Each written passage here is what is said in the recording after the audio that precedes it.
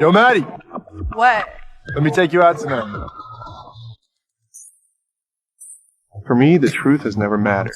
What matters is who controls the facts the world should see. And that person is always me. My name is Nate Jacobs. I'm the star quarterback of the high school football team and a prominent figure across the entire campus.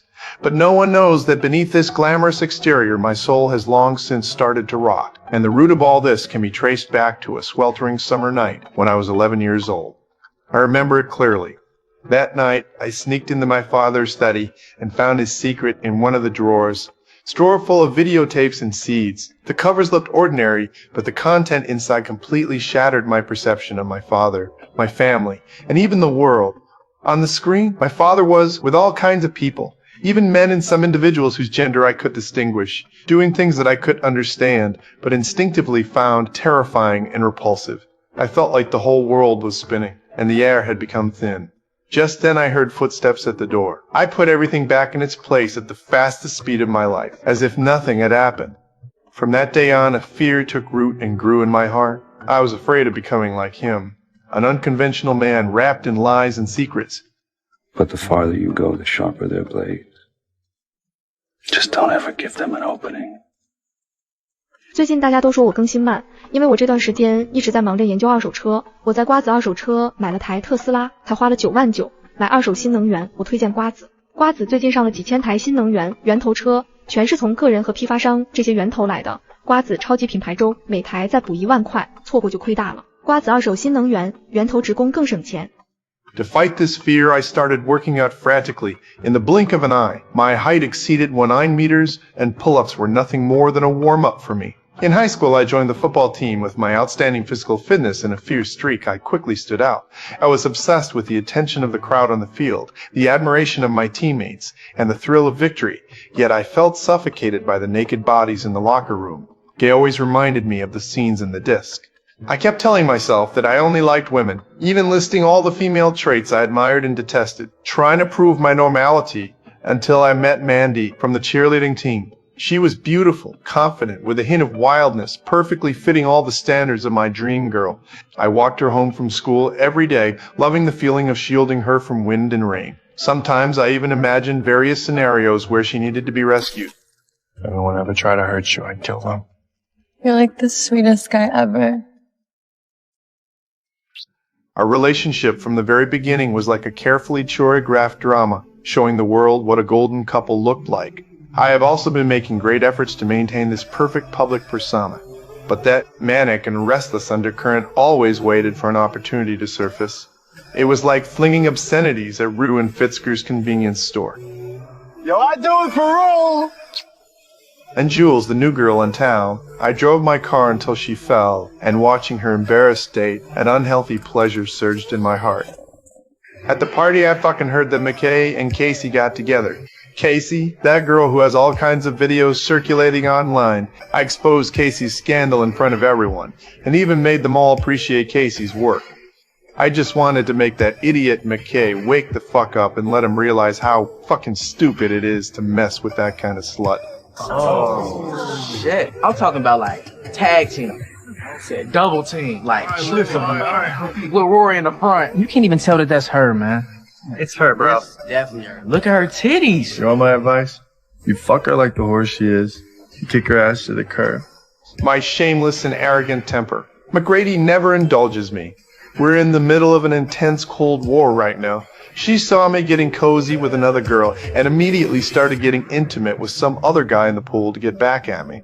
Just when I was boiling with pent-up anger and had no way to vent it, I caught a glimpse of Jules standing by the side. She was the girl I had bullied that very afternoon. I walked up to her and insulted her with the most vicious words, trying to make her submit. As if that could erase the humiliation Maddie had inflicted on me. But she grabbed the fruit knife and cut herself, her eyes holding no trace of fear. That second, I completely chickened out. Fuck. I got taken down by 2 women in one night. Completely lost all my dignity. This anger, I absolutely can't swallow it, no matter what. That blonde guy who dared to flirt with Maddie at the party became my new target. I followed him, sneaked into his place, prepared to make this idiot pay the price. No, dude, what the fuck? I wouldn't rape anyone. I swear to God, I didn't rape a girl, dude. I saw it. You saw what? I saw you rape her in the pool. Wait a minute. You're talking about the crazy chick that was at the party? That chick was asking me to. I was the one that was saying no. She was blacked out. Dude, she wasn't blacked out, man. I swear to God, she asked me to fuck her, like right here, right now. I don't believe a single word this guy says. I had to completely unleash the day's pent-up frustration. And he was the sacrifice I had chosen for tonight. I beat him until he went limp, completely unable to get up. Then I calmly washed up, put on his clothes, and walked out. That very night, I sweet-talked Mady into forgiveness. I'm well-versed in the tricks to handle women, and everything seemed back on track. But only I knew that the poorly caged beast inside me had already set its sights on Jules. I created a fake profile on a dating app, posing as a gentle and considerate guy to get close to her. Through the screen, our conversations grew increasingly intense, and our connection heated up rapidly. This kind of pure emotional exchange became addictive.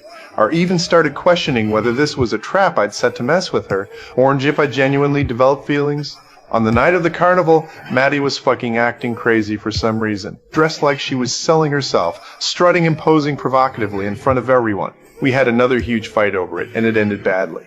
It's very important. I can't have you hanging out at the booth dressed like that. Yeah, well, maybe it'll sell better. Yo, this isn't a fucking joke, okay? Why are you being like this? Listen, my parents already don't like you. What? Go home, get changed, and come back looking like a person. Fuck. I retreated to my family's hot sauce stall, trying to act like nothing happened. But within minutes, Mady stormed over, overturned our stall, and started screaming curses at my mother. Driven by anger, I dragged her into the corner, tightly choking her neck until she stopped struggling, and only then did I let go. But when that bitch caught her breath, there was a fucking twisted smirk in her eyes. She brought up those photos on my phone. I froze. How the hell could I explain them? Say it was my sick imitation of my father's tapes, or that it was a desperate attempt to explore my own confused sexuality. How the fuck do you even say something like that out loud? Look, I'm going through a lot of shit right now. I need you to promise me that you're not gonna tell us all. Yeah, I'm not gonna tell anyone, I promise. Like on your life. Yeah, on my life. I'm sorry I got so angry at you before.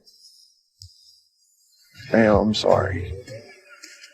After the carnival, I arranged to meet Jules by the lake. It was time to put an end to this bullshit game. Using her nude photos as leverage, I ordered her to keep her mouth shut forever about what happened to my father, watching her shocked, terrified, and heartbroken expression.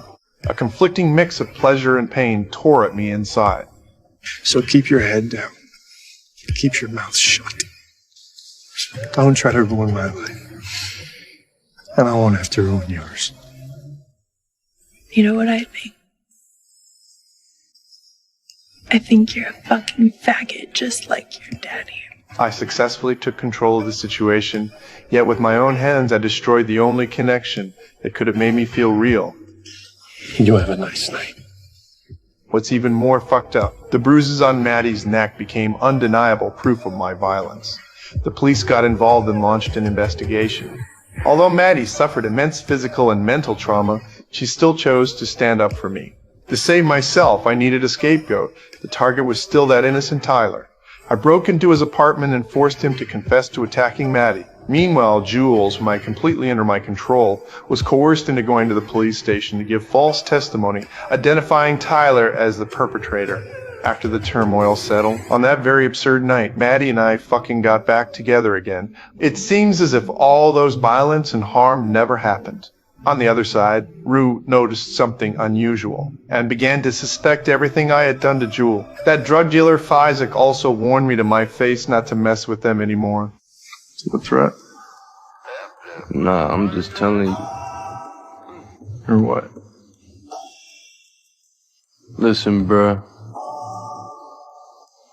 All I'm saying, you keep fucking with Rue and her friends, and I'm gonna kill you.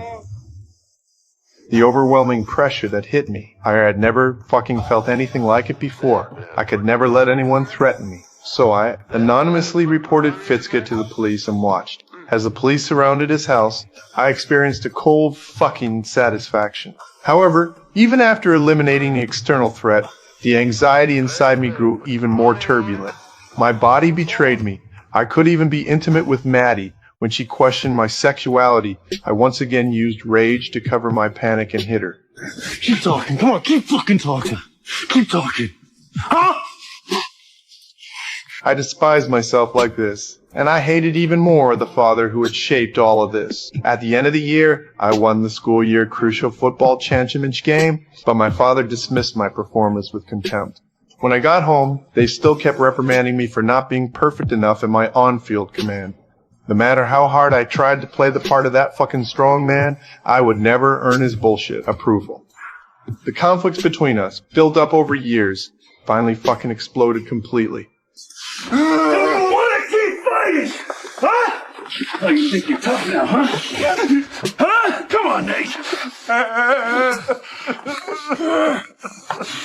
At the peak of my anger and despair, I slammed my head hard against the floor, letting out a beast-like roar. It was my most thorough rebellion and indictment against this lie-filled family.